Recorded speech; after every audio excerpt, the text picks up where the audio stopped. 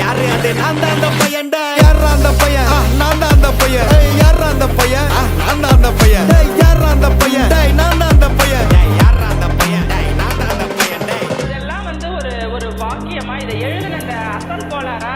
அவருக்கெல்லாம் அசல் கோளாறு இல்லை அவரெல்லாம் முழு கோளாறு தான் அந்த மாறான் ஒரு நாள்